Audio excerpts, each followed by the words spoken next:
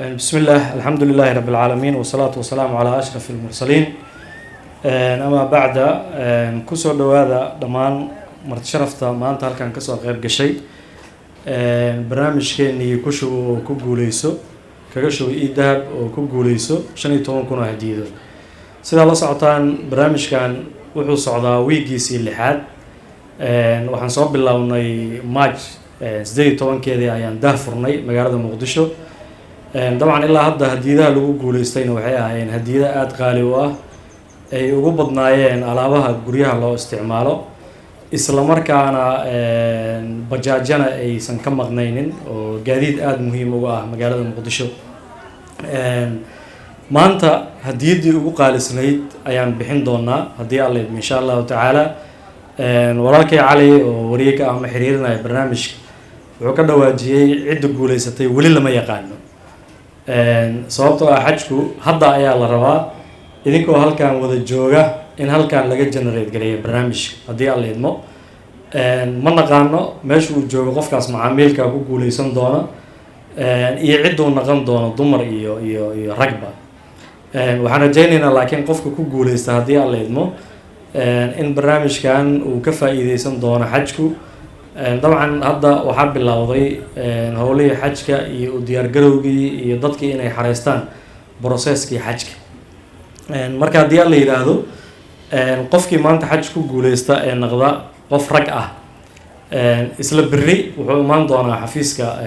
شركة سجارسين سومتيل حرون تدوين بكارو سلوه بالله بروسيسك قفك أسي جوليستا جوليستا قلبته هذا وصل لهين باسبور shirkadda ayaa u sameyn doonta baasaboorka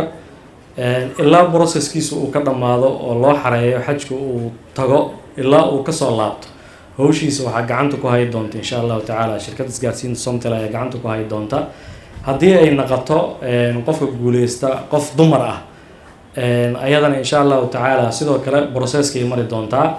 laakiin waxay kaga duwanaa doontaa ayadu waxay u baahan tahay qof muhrim ah oo raaca qofkaas dumarka ah shirkaddu cid raacaysa ayada ayaa damaanad qaada ayadana hadii alla idmo insha Allah taala ama aabeed ha noqdo ama ha noqdo walaalkeed ama ha noqdo saygeeda ama ninkeeda shirkadda ayaa ayadana ka bixi doonta marka waxay noqon doonaan hadii qof dumar ay ku guuleysato in laba qofood xajka loo diro hadii alla idmo insha Allah taala hadii qof rag uu ku guuleystana waxay noqon doontaa qofkaas rag ah in xajka shirkadda ay u dirto sanadkan insha Allah taala marka sida la socotaan xajku tirada sanadkan la qaadanayo ama la siiyay Soomaalida waa 5,000 oo qofood oo kaliya marka waa tiro aad u yar waaye waxaan ka codsan doonaa qofka maanta meeshan ka guuleysta in si dhaqso ah noo soo gaaro hadii gobol uu jiraan dhaqso uu noogu yimaado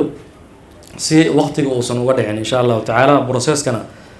si aan ugu bilowno hadii alla insha Allah taala dabcan barnaamijku hadiyada kale oo qaaliyana waa lagu bixin doonaa oo ay ka mid yihiin waad ogtihiin Dahab Tower guri la yiraahdo oo shirkadda Dahabshiil Group ay ka dhisayso gobolka Banaadir degmada Hodan oo ilaa 28 dabaq ka kooban asagana hadii alla insha Allah taala wuxuu ka mid yahay hadiyadaha qaaliga ah ee shirkaddu ugu tala gashay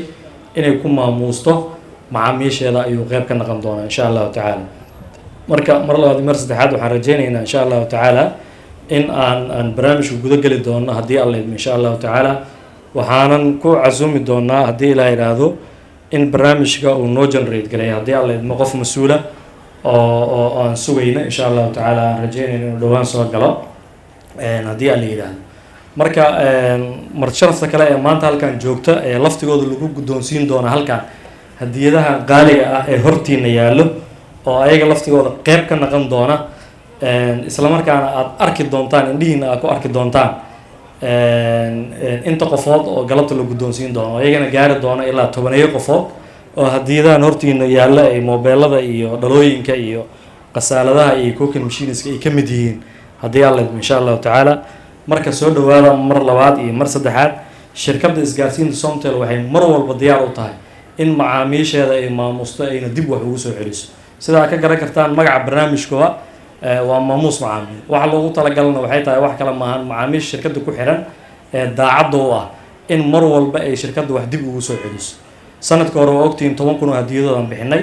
sanadkaana 15 kun oo hadiyadood ayaan bixin doonaa insha allahu tacaala. sanadaha kale oo dhimanna waxyaabo fara badan ayay shirkaddu